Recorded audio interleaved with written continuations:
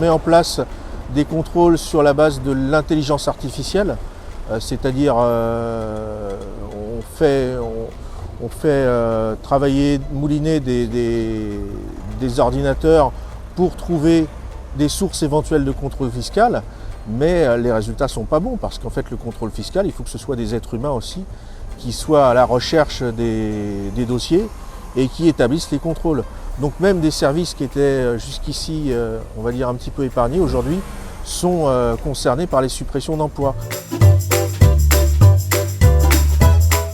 La dématérialisation, le numérique ne règle pas tout, c'est-à-dire qu'on doit retraiter après les déclarations de revenus par exemple, il y a des listes qui sortent, il y a des anomalies qui sortent et en fait on va vers un travail de plus en plus industrialisé.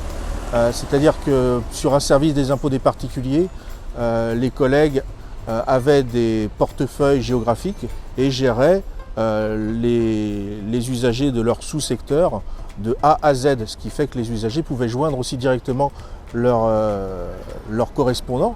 Au 1er janvier prochain, là où on a 4 services des impôts des particuliers à Rennes, il n'en restera plus que 2. Donc c'est une industrialisation des tâches qui amène aussi une dégradation à la fois des conditions de travail et du service public.